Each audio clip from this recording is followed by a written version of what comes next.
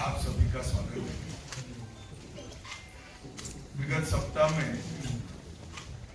संसद में लोकसभा और विधानसभा, राज्यसभा दोनों जगह संविधान को स्वीकार किए हुए 75 साल के मौके पर संविधान की रचना, संविधान निर्माताओं का योगदान और संविधान में प्रस्तावित किए गए आदर्शों पर एक गौरवमयी चर्चा का आयोजन संसद के द्वारा किया गया। वो चर्चा में 75 साल की देश की गौरव यात्रा, विकास यात्रा और उपलब्धियों की भी चर्चा होनी थी। ये तो स्वाभाविक है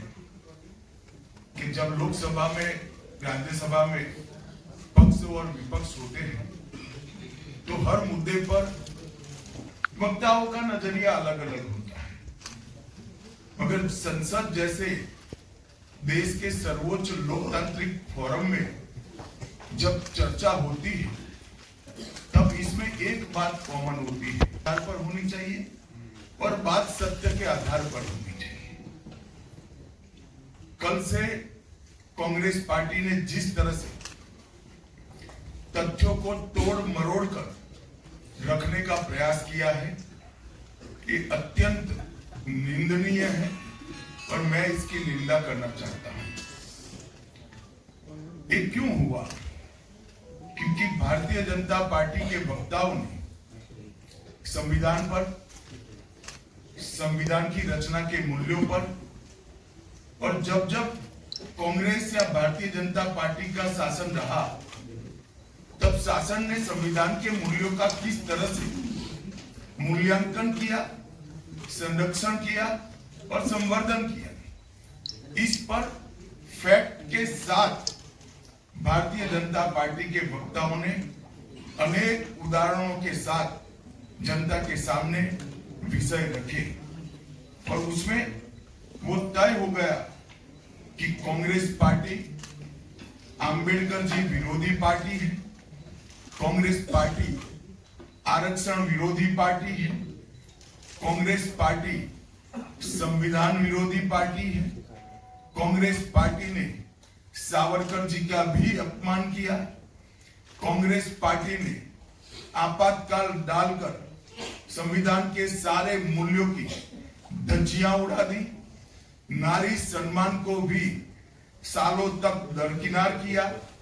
न्यायपालिका का हमेशा अपमान किया,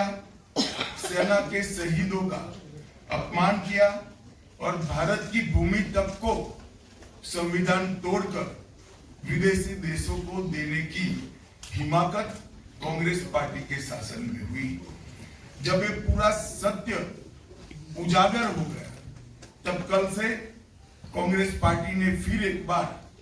अपनी पुरानी पद्धति को आजमाते हुए बातों को तोड़ मरोड़ कर और सत्य को असत्य के कपड़े पहनाकर समाज में भ्रांति फैलाने का एक कुत्सित प्रयास किया। संसद में जब चर्चा हो रही थी, ये सिद्ध हो गया कि बाबा साहेब आंबेडकर का कांग्रेस ने किस तरह से पुरजोश विरोध किया। बाबा साहब के न रहने के बाद भी किस प्रकार से कांग्रेस ने बाबा साहब को हाशिए पर धकेलने का प्रयास किया। जब संविधान सभा अपना काम कर चुकी, चुनाव हुआ 1951-52 में और 54 में, दोनों बार कांग्रेस ने कोई कसर नहीं छोड़ी। यहां तक कि फ्रेंडली चुनाव होता है, स्पिरिट वाला चुनाव होता है, ऐसा चुनाव भी नहीं था। विशेष प्रयास किया गया और वो उनकी हार को सुनिश्चित किया। जहां तक भारत रत्न देने का सवाल है, कांग्रेस के नेताओं ने कई बार खुद ही अपने आप को भारत रत्न दिए। 55 में नेहरू जी ने खुद को भारत रत्न दे दिया,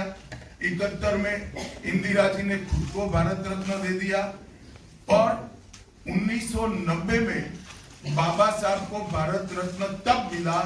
जब कांग्रेस पार्टी सत्ता में नहीं रही और भारतीय जनता पार्टी के समर्थन वाली सरकार थी। 1990 तक कांग्रेस पार्टी बाबा साहब को भारत रत्न न मिले इसका बड़े जतन से प्रयास करती रही, यहाँ तक कि बाबा साहब की जयंती को भी